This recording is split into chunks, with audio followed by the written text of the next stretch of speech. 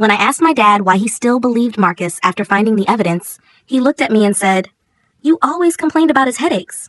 Maybe you finally snapped." That was 8 weeks ago. This morning, he was standing outside my work holding Marcus's real medical records and sobbing. My brother Marcus had always been dramatic about light. As kids, he'd hide under blankets during fireworks and complain about birthday candles being too bright. But when he turned 16, he discovered photophobia online and decided he had a severe case that doctors couldn't properly diagnose.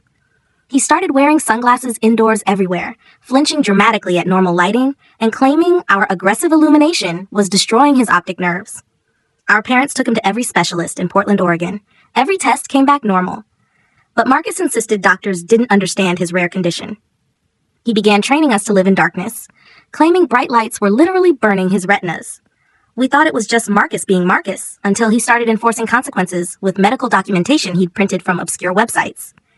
The rules came with a laminated light chart he'd created. Level 1 was therapeutic darkness, the only acceptable lighting for all shared spaces when Marcus was present. Anything brighter was optical assault. He carried a light meter during family dinners, documenting violations on his phone. If someone turned on a regular lamp, he'd collapse dramatically, screaming that we were torturing him with photons. "You're blinding me," he'd wail if someone forgot and flipped a light switch. Our parents made us attend family lighting therapy with a specialist Marcus had found online. The therapist taught us that light violence was real, and we needed to protect Marcus from our naturally aggressive illumination habits. We signed contracts promising to maintain darkness in his presence. He posted signs throughout our house in Seattle suburbs. "Dark zone, normal lighting is violence." Even opening curtains during the day would send him into hysterics about our cruelty toward his condition. Living in artificial darkness warped everything natural about family life. Dad would watch football games by the glow of his phone screen while Marcus monitored light levels with his meter. Mom had to cook dinner using only the stove light, squinting to read recipes in the dimness. My girlfriend broke up with me because she couldn't handle visiting a house where we lived like vampires. She said it felt like being in a tomb, not a home. Every relationship I tried to build was sabotaged by Marcus's lighting rules. Every time I had space away from Marcus, I'd beg our parents to challenge his demands. But they said keeping the peace was most important. They told me living with Marcus was good practice for dealing with difficult people. "I don't even notice the darkness anymore," Mom said. "You'll adjust too." But I never did. How do you adjust to celebrating Christmas morning in near darkness because Marcus claimed holiday lights were assault weapons against his vision? School became my escape where I could exist in normal lighting. But Marcus got the administration to create dim zones around him. Students had to turn off phone flashlights in hallways when he passed. Teachers used projectors on lowest settings and provided him with special accommodations. He carried cards explaining his condition and made anyone who might use bright lights near him sign liability waivers. The whole thing was insane, but it wasn't dangerous until the night I smelled smoke at 1:30 a.m. Marcus had left a space heater running in his room with blankets piled around it for extra darkness. The fabric had ignited, and now his curtains were consumed in flames. I needed to wake everyone immediately, but years of conditioning had trained me to avoid bright lights, even in crisis. I stood in the hallway, smoke beginning to thicken, trying to navigate by feel toward the light switches. But Marcus had installed covers over every switch to prevent accidental optical assault. I fumbled in darkness, smoke burning my lungs. I reached my parents' room, shaking them in the pitch black. They couldn't see the danger without light, mumbling and rolling over. The smoke was getting thicker, but I couldn't find their lamp switches under Marcus's safety covers. My throat burned from smoke and darkness. I ran toward Marcus's room, knowing that turning on lights would cause chaos. But I had no choice. The smoke alarms weren't working because Marcus had covered them with blackout tape to prevent LED light pollution. I stood at his door, paralyzed between years of training and the immediate need to save my family. Finally, I flipped every light switch I could find, flooding the hallway with brightness. Marcus erupted from his burning room, not fleeing the fire, but attacking me for the optical violence. While smoke poured through the house and flames spread, he fell to the floor in convulsions despite the mortal danger surrounding us. I shoved past him and ran to my parents, now visible in the bright hallway, screaming for them to evacuate. The fire department said if we'd stayed inside 2 more minutes longer, we would have died from smoke inhalation. Instead of being grateful, Marcus filed assault charges against me. He told the fire marshal I'd started the fire myself as an excuse to torture him with bright lights. "She's been looking for a way to assault me with illumination for years," Marcus claimed. "She created this emergency so she could finally blind me with impunity." The marshal found the covered smoke alarms suspicious, even though I explained Marcus had modified them. Marcus produced recordings of every lighting violation I'd committed over the years, painting me as someone who hated living in darkness. She knew fire was the only excuse that might justify optical violence, Marcus explained. So she created one. My parents sat silent during questioning. Mom looked like she might actually believe his horrible story. I opened my mouth to defend myself, but Marcus interrupted with another dramatic collapse, claiming the marshal's flashlight was causing retinal damage. I watched in horror as the focus shifted to accommodating his medical emergency rather than investigating the actual fire. The next thing I knew, I was in handcuffs, arrested for arson and aggravated assault with a deadly weapon, allegedly using weaponized illumination to torture my brother. The police station was blazingly bright compared to our cave-like home. I sat in the interrogation room, overwhelmed by normal fluorescent lighting after months of artificial darkness. The detective noticed my squinting and wrote it down as evidence of guilt. He slid a notepad across to me when I struggled to explain our family's lighting situation. I wrote frantically about Marcus's condition, the darkness rules, the covered smoke alarms. My hand cramped as I tried to capture years of manipulation in desperate paragraphs. The detective read my notes with raised eyebrows, occasionally glancing at me like I was delusional. After 4 hours of questioning, they released me pending further investigation. The charges weren't dropped, just postponed while they gathered more evidence. My parents waited in the lobby, but neither looked at me as we walked to the car. The drive home was silent, except for Mom's whispered concerns about how the bright streetlights might be affecting Marcus's recovery. We pulled up to our half-burnt house. Yellow tape still stretched across the damaged section, but Marcus's car sat in the driveway. Inside, he'd already rearranged the undamaged rooms, installing even more light blockers and darkness enforcement signs. New blackout curtains covered every window.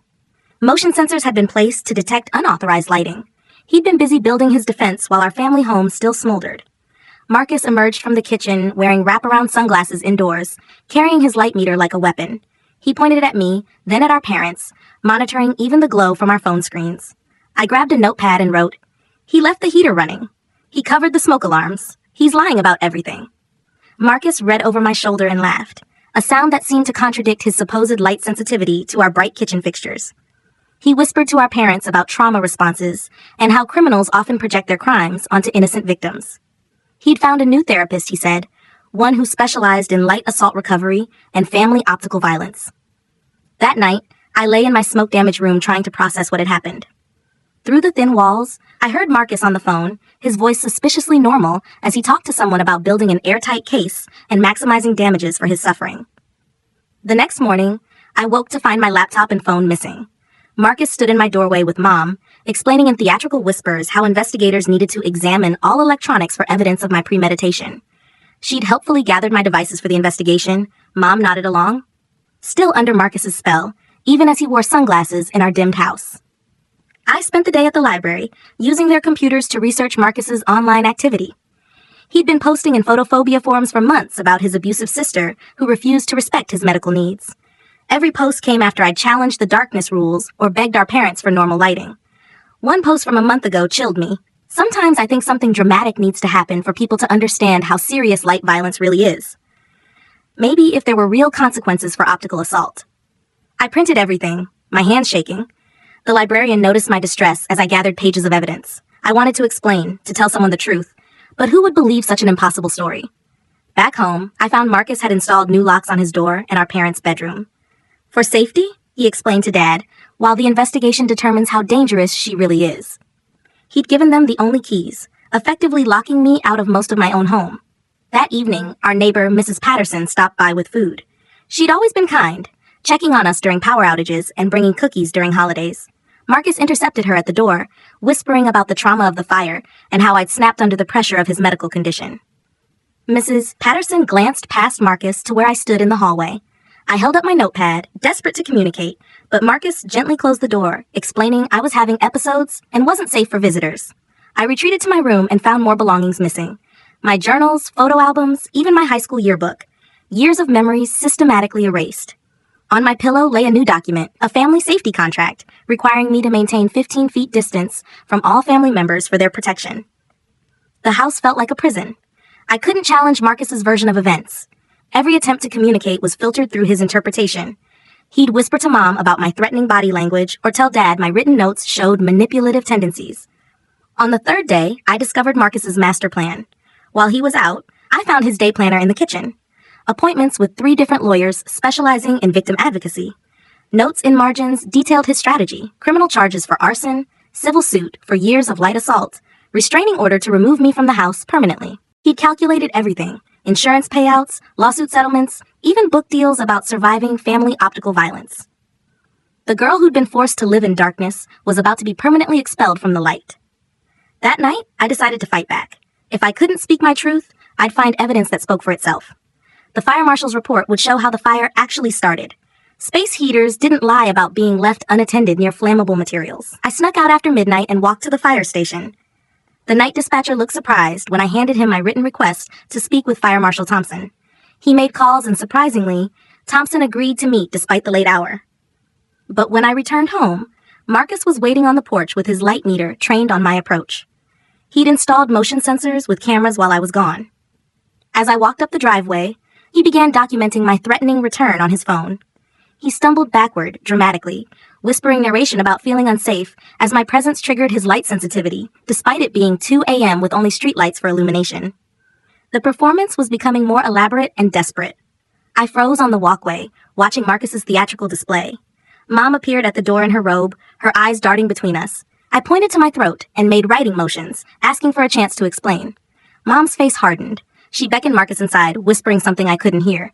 They both disappeared, leaving me standing alone in the driveway under the motion sensor lights. I waited 10 minutes before approaching the door. It was locked. My key didn't work. They'd changed the locks while I was out. I knocked softly, then harder. No response. Through the window, I saw them huddled on the couch, Marcus showing Mom something on his phone. With nowhere else to go, I spent the night in my car. The seats didn't recline properly, and the smell of smoke still clung to everything. I wrapped myself in an old blanket from the trunk and tried to sleep, but my mind raced with plans for tomorrow's meeting with the fire marshal. Dawn came slowly. I watched the house through my mirrors, waiting for signs of movement. At 7 a.m., Dad's truck pulled out without him looking my direction. An hour later, Mom left too.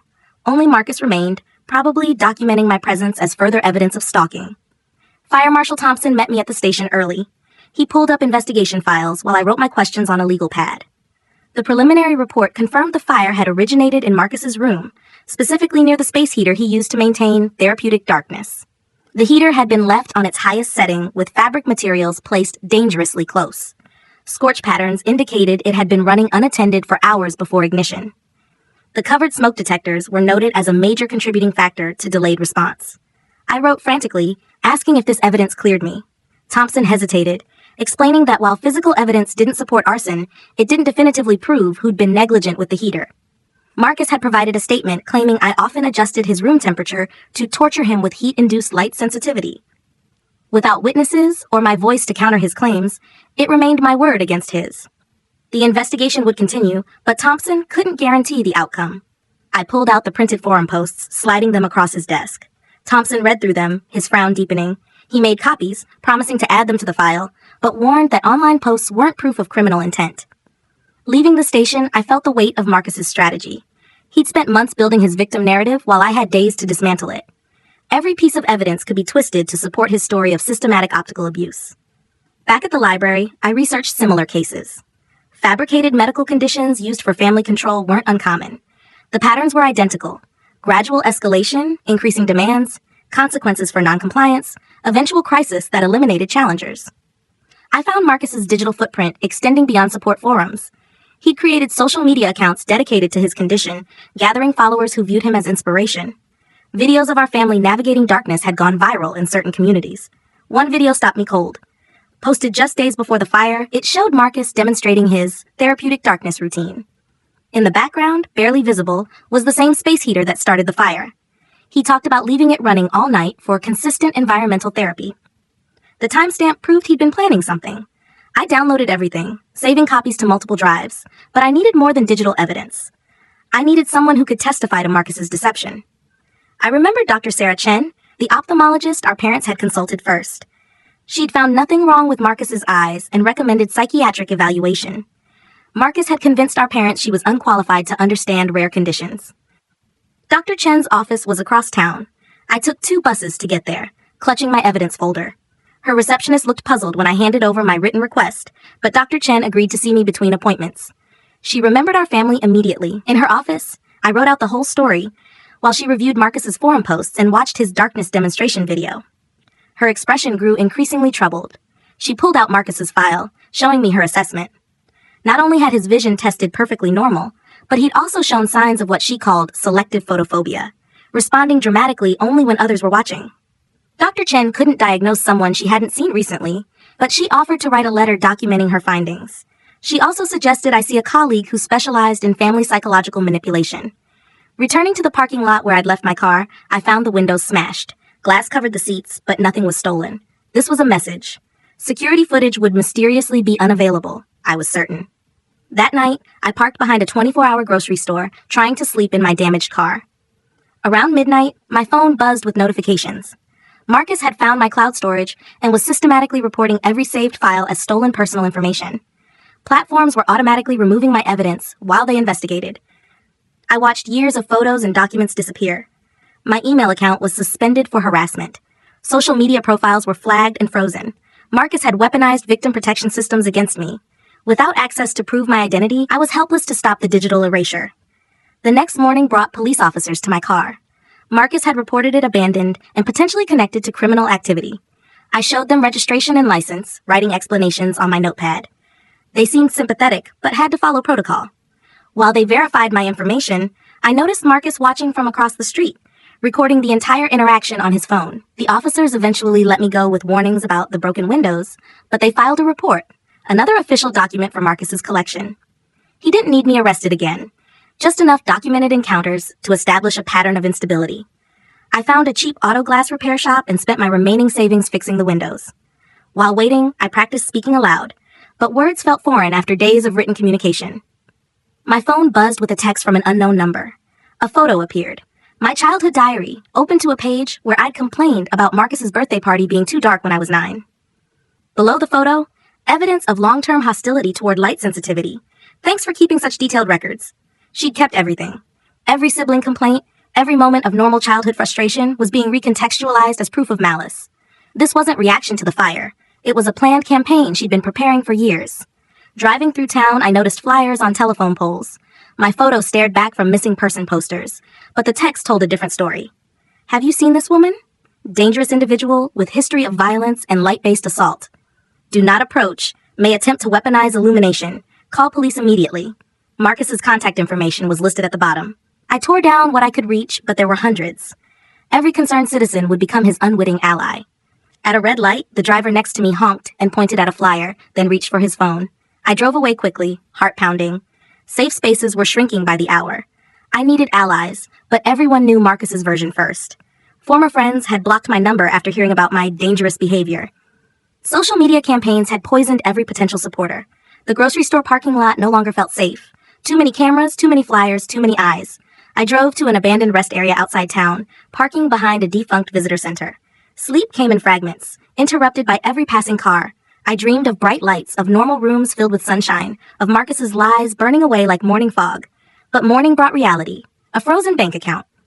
The screen showed fraud alerts and suspicious activity reports. Without access to my remaining money, I couldn't buy food or gas. Marcus had found another pressure point. The bank manager explained they'd received multiple reports of identity theft. The freeze would remain until investigation concluded, potentially weeks I didn't have.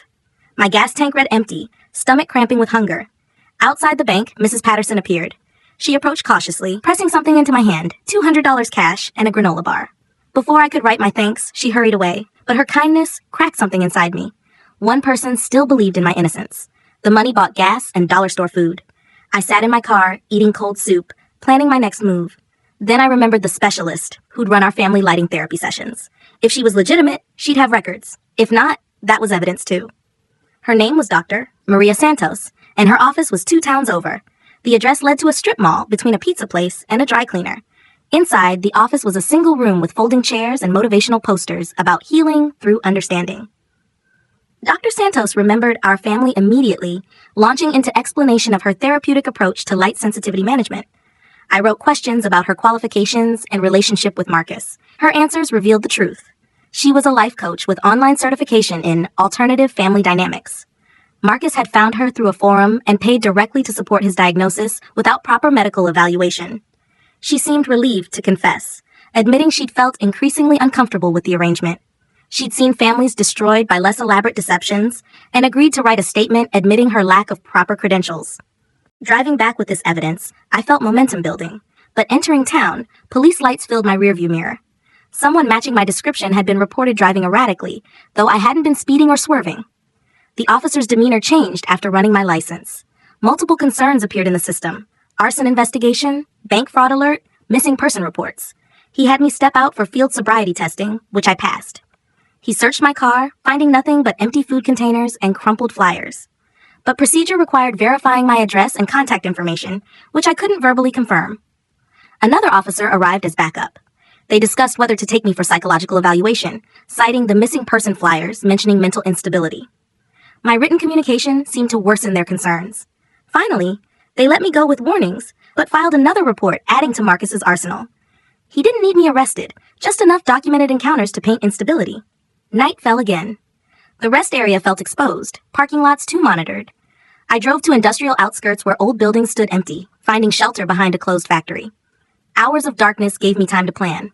Marcus had been building this case for years, but his arrogance was leaving evidence. The fake therapist statement, the fire marshal's report, Dr. Chen's medical findings. Truth was assembling piece by piece. Morning brought renewed determination. I drove to Dr. Chen's office, hoping she'd finish the documentation she'd promised. Her receptionist handed me an envelope containing not just her letter, but contact information for colleagues who'd seen similar cases. The letter detailed Marcus's normal vision and the selective nature of his responses. More importantly, it referenced research on factitious disorders, when someone creates or exaggerates symptoms for psychological gain. I had scientific framework now, not just personal testimony. Marcus wasn't sick, he was manipulative. The pattern was documented in medical literature. Leaving Dr. Chen's office, I found Marcus waiting by my car. He stood motionless, phone raised, recording everything. The implied threat was clear: approach and he'd have evidence of confrontation. I retreated inside until he finally left. When I returned to my car, new scratches marked the paint, and a note lay under the windshield. "Stop harassing me or I'll defend myself," written in his handwriting, designed to look like he'd left it after I confronted him. The game was escalating, but I couldn't stop. The evidence was too important. I drove to Fire Marshal Thompson's office, praying he'd listen despite reports of my erratic behavior around town. Thompson's expression was unreadable when I entered. He'd heard about my encounters with police, but also remembered our earlier conversation. He agreed to review Dr. Chen's documentation, though psychological profiles weren't typically admissible in arson cases. Then Thompson shared his own update. Investigation had uncovered something interesting. The specific space heater model that caused the fire had been purchased by Marcus just weeks before the incident. Store security showed him buying extension cords and timers at the same time. Why would someone with light sensitivity need multiple timers for darkness equipment? More importantly, he'd researched delayed ignition techniques on library computers days before the fire. Thompson couldn't make accusations yet, but the investigation was shifting. He advised me to stay visible while avoiding contact with Marcus or family as he pursued these leads. I left feeling vindicated, but exhausted. At a gas station, the attendant recognized me from flyers, watching suspiciously as I pumped gas with my last $20. That night, parked behind the factory, I practiced speaking aloud with new determination. Words came easier, rough but audible. "My name is Jessica," I croaked to empty darkness. "My brother is lying." My phone buzzed with a message from a lawyer Dr. Chen had recommended. David Blackwood specialized in false accusation cases and wanted to meet after reviewing my situation. His office was 3 towns away, but he'd waived consultation fees. The next morning, I dressed in my least smoke-damaged clothes and drove to his office. David was younger than expected, with patient eyes and careful manner. He listened as I whispered my story in my returning voice. He'd seen similar cases, family members weaponizing protection systems against real victims. The key was documenting manipulation patterns while avoiding actions that could be twisted against me. David offered to take my case on contingency, believing we had strong grounds for both criminal defense and civil action. But he warned that Marcus would escalate when he learned I had legal representation. I thought of the factory, my car, the rest stops. None truly safe, but nowhere else to go. David gave me his direct number, instructing me to document everything and avoid isolation where possible. Returning to town, I noticed unusual activity. Police cars clustered near the library, an ambulance pulling away as I passed. My phone rang. David's number. His voice was urgent. Marcus had staged another collapse at the library, claiming I'd been stalking him there. Witnesses saw him fall, convulsing after supposedly seeing me through windows. The problem? I'd been in David's office an hour away with time-stamped security footage proving my alibi. Marcus had miscalculated, not knowing about my legal appointment. His performance had been wasted, but damage was done. The town believed I'd driven him to another breakdown, though the inconsistency might help our case. I drove to our family home, the half-burnt shell I'd been avoiding. If Marcus wanted confrontation, he'd get one on my terms. I parked directly in front, in full view of his security cameras. The garage door still responded to my opener. Inside, I found what I needed. Old family videos, boxes of footage from before Marcus's condition began, evidence of his normal childhood, bright rooms, sunshine streaming through windows. I loaded boxes into my car as Marcus appeared at the window, already on his phone calling police. I didn't hurry. David would love footage of me retrieving my belongings from my own family home. Driving away, I saw Dad's truck approaching from the opposite direction. Our eyes met briefly. His face looked haggard, aged by conflict. For a moment, I thought he might stop, but he continued past. At the factory lot, I spread videos across my back seat, organizing by date.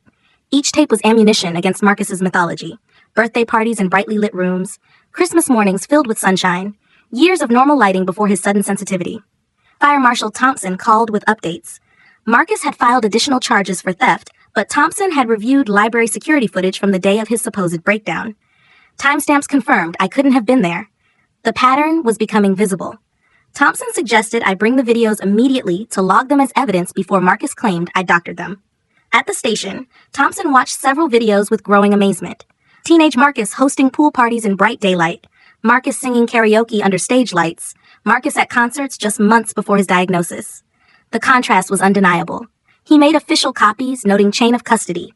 Then he shared news that changed everything. The state fire inspector had concluded someone had deliberately created conditions for the space heater fire. Extension cords had been arranged to maximize heat buildup. Timers had been set to activate the heater after Marcus left the room. The investigation was now focused on who had access and motive. Marcus's post-fire behavior had raised red flags. Immediate accusations, prepared documentation, escalating victim campaign. It all suggested consciousness of guilt. Thompson couldn't make promises, but the tide was turning. I left the station feeling lighter despite exhaustion. In my car, I recorded myself describing events in case I lost my voice again. The factory lot felt less like exile now, more like strategic position. I had lawyers, investigators, and growing evidence. Marcus had overplayed his hand, relying on years of successful manipulation. That night I slept deeply for the first time since the fire. No dreams of smoke or darkness, just peaceful rest and knowledge that tomorrow would bring new battles I was finally equipped to fight. Morning arrived with unexpected visitors. Mom and Dad's car pulled into the factory lot. They sat for several minutes before Dad emerged, approaching slowly with hands visible. He handed me an envelope, a check for $3,000, and a note in Mom's handwriting suggesting I make a fresh start somewhere else. They wanted me gone. Easier to exile one child than confront another's lies. I felt the paper crumple in my fist. Dad stepped back, but I didn't rage. Instead, I spoke in my recovering voice. Watch the videos. All of them. Then decide who you're really protecting. He flinched at the sound, so different from my old voice. He returned to the car without taking the check back, driving away and leaving me with their conscience money. I cashed the check immediately, knowing they might stop payment once they realized I wasn't leaving. The money would fund my fight, gas, food, whatever I needed to see this through. David called with updates. He'd filed motions to preserve evidence and connected with Dr. Chen about my case. The civil suit was building strength, but Marcus wasn't idle. New flyers appeared that afternoon, dangerous women offering money for silence. He'd learned about the check and twisted it into evidence of guilt. Every gift became a weapon in his hands. I drove through town collecting flyers, no longer caring who saw me. My voice grew stronger with each hour of use. Speaking truth, even to empty air, was healing damage Marcus had inflicted. At a red light, Mrs. Patterson slipped into my passenger seat, glancing around nervously. She'd been recording Marcus for weeks, her security camera catching him in normal lighting when he thought no one watched. She handed me a USB drive with shaking hands containing time-stamped footage of Marcus laughing at full brightness, adjusting lights casually, even sunbathing in their backyard. His performance existed only with audiences. That evening, David and I reviewed Mrs. Patterson's evidence. The footage was damning. Marcus hosting bright video calls with followers, coaching them on light sensitivity tactics, practicing his collapse performances in mirrors. David's expression grew grim. This went beyond false accusations. Marcus had built a movement around his lies, teaching others to weaponize fake conditions against their families. The scope was staggering. We worked late, building our case, reaching out to Marcus's online followers to find others who'd grown suspicious. Their testimonies could establish patterns of deliberate deception. Fire Marshal Thompson called at dawn. Investigation had taken decisive turn. They'd found receipts for the space heater, purchased with cash hours before the fire, along with timers and extension cords. Combined with the deliberate setup evidence, it painted premeditation. He couldn't arrest Marcus yet. Evidence remained circumstantial, but arson charges against me were being dropped. Official notification would come within days. I was no longer suspect, but witness. I celebrated with breakfast at a truck stop where no one knew my face. Coffee tasted like freedom, my voice carrying across the counter as I ordered. The waitress smiled at my enthusiasm over scrambled eggs. Messages poured in from unknown numbers. Marcus's network was fracturing. Some followers had noticed inconsistencies, impossible timelines, contradictory claims. The faithful were wavering. One message stood out. A young woman named Amy had followed Marcus's teachings to establish darkness rules in her home, but watching his escalation against me had opened her eyes to the manipulation and control. We met at a diner 2 hours away. Amy arrived looking haunted, carrying folders of printed conversations from Marcus's private forums. The content was disturbing. Detailed instructions on faking symptoms, gaslighting family members, destroying challengers. Amy had screenshots of Marcus bragging about plans for me, written weeks before the fire. He'd told his inner circle he needed a dramatic event to solidify victim status, discussing various scenarios and weighing their impact. Fire had won for its visual drama and lasting damage. The evidence showed premeditation, conspiracy, attempted murder disguised as accident. Amy agreed to provide everything to investigators despite fearing community backlash. David's office became war room and sanctuary. We organized evidence, planned strategy, prepared for Marcus's next move. He'd learn about dropped charges soon. His reaction would be swift and vicious. The call came that evening. Dad's voice shook describing Marcus's response to the news. He destroyed his room, screaming about injustice and conspiracy. Then silence, locking himself away with his computer. The calm after his storm felt more ominous than rage. I wanted to feel sympathy for my parents, but their enablement had nearly killed us all. Now they were trapped with the monster they'd helped create. I slept at David's house, accepting his offer of safety. For the first time in weeks, I had real shelter with locked doors against more than weather. Morning brought the expected storm. Marcus posted online claiming vast conspiracy against light sensitivity victims. He named me, David, Dr. Chen, and Mrs. Patterson as perpetrators of systematic abuse. Followers mobilized with threats and harassment, but something had shifted. For every supporter, 2 skeptics emerged. Amy had shared evidence in counter forums, and truth was spreading through Marcus's infected network. The cult was fracturing from within. David filed restraining orders while Thompson investigated the threats. Each legal document built our fortress of truth against Marcus's assault. Dr. Chen called with unexpected news. 3 colleagues had encountered similar cases. Families destroyed by fabricated conditions, always with one manipulative member at center. They were preparing a joint paper on factitious disorders. Academic attention terrified Marcus more than legal consequences. His identity depended on being seen as victim, not perpetrator. Professional analysis threatened everything he'd built. He appeared at David's office with our parents, demanding mediation. David refused without law enforcement present. Marcus erupted in the waiting room, but security simply escorted him out. Mom and Dad followed, looking broken. They'd lived in manufactured reality so long that actual reality felt like assault. Their son was a stranger, and they couldn't admit which one.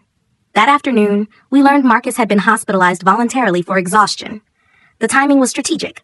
Hospital stays generated sympathy and complicated legal proceedings. But investigation continued. Thompson had connected with neighboring law enforcement. Similar complaints had surfaced, families reporting extortion through fake medical conditions, always traced to Marcus's online communities. David suggested a press conference to warn other families. The story had implications beyond our personal drama. How many homes operated under enforced darkness rules? How many siblings had been exiled for refusing to comply? I hesitated. Going public meant reliving trauma, facing scrutiny, inviting judgment, but silence had nearly killed me once. I wouldn't let fear steal my voice again. We scheduled the conference for the following week, giving time to prepare and protect witnesses. The hospital called that evening. Marcus had listed me as emergency contact despite everything. The nurse sounded confused, explaining that Marcus was asking for me, claiming he wanted to reconcile. Obviously a trap, but curiosity pulled at me. With Thompson as escort and David on standby, I entered the hospital. The building smelled of disinfectant and despair. Marcus's room was private, paid for by our parents' guilt. He lay in bed looking smaller without his props, the light meter, the sunglasses, the signs. Then he opened his eyes and smiled. The conversation was brief, conducted in normal lighting that felt strange after years of darkness. He admitted nothing but implied everything. The fire had been necessary, he explained, to show the danger of light violence. My sacrifice would help countless others understand the seriousness of his condition. He genuinely believed his own mythology, lies becoming truth in his mind. He wasn't apologizing. He was recruiting. Even facing destruction, he thought he could convert me to his crusade. I left without giving him satisfaction of anger or tears. In the hallway, Thompson shook his head. He'd heard enough. Investigation would continue, charges would likely follow. but Marcus would always believe himself the hero of his story. The next days blurred in preparation. David coached me on public speaking, while Dr. Chen helped craft our message. We weren't just exposing Marcus. We were revealing patterns of manipulation that destroyed families under guise of accommodation. Former followers reached out daily. Stories poured in of homes where children ruled through fake conditions, parents living in fear of triggering manufactured symptoms. Marcus hadn't invented the tactic, but he'd perfected and propagated it. The night before the press conference, I couldn't sleep. In David's guest room, I practiced my statement until words felt carved into my throat. Tomorrow I would speak, not in whispers, but in clear tones. Mom called as dawn broke. Her voice sounded different, clearer, more present. She'd watched the videos finally. All of them. Evidence had broken through years of denial. She wanted to support me at the conference, to admit their failure, to choose truth over comfortable lies. I told her it was too late for easy redemption, but if she truly wanted to help, she could speak to other parents trapped in similar situations. The conference room filled with reporters, investigators, and families who'd recognized their own stories in leaked details. I stood at the podium, throat tight with emotion, but voice steady. I began with the night of the fire, working backward through years of enforced darkness. The room hung on every word as I detailed the slow erosion of normal life, gradual acceptance of insanity, how love became leverage and accommodation became imprisonment. Dr. Chen followed with clinical analysis. David presented legal frameworks. Amy spoke about her journey from follower to whistleblower. Each voice added weight to our collective truth. Questions came rapidly. How had it gone so far? Why hadn't anyone intervened? Where was Marcus now? We answered carefully, balancing exposure with legal constraints. As the conference ended, I noticed movement at the back. Marcus stood in the doorway, no longer in hospital clothes. He watched with genuine surprise. He'd never imagined his victims would find voices louder than his lies. Security moved toward him, but he left voluntarily. No dramatic collapse, no performance, just quiet retreat from a battle he'd already lost. The war might continue, but this field was ours. Outside, supporters and skeptics mingled. Families shared stories, exchanged contacts, formed networks not for manipulation, but mutual support. Healing would take time, but it had begun. That night, I returned to David's guest room for the last time. Tomorrow, I'd start apartment hunting, rebuilding life outside crisis. Insurance money from fire damage would help, along with potential civil settlements. My phone rang with unknown number, almost didn't answer, tired of threats and harassment. But something made me pick up. A young voice, nervous but determined, asked if I was the woman from the news. Her brother was making their family use only candlelight because electric bulbs hurt his neural pathways. I gave her David's number and Dr. Chen's contact. Told her she wasn't crazy for doubting, that love didn't mean accepting lies. After hanging up, I sat in darkness feeling weight and wonder of survival. Marcus had tried to silence me forever, but instead had created an advocate. Every family saved from darkness rules would testify to truth's ultimate power. The factory lot looked different when I drove past next morning. No longer exile territory, but the place where I'd found my voice in solitude, chosen fight over flight, where Marcus's victim had transformed into his opposition.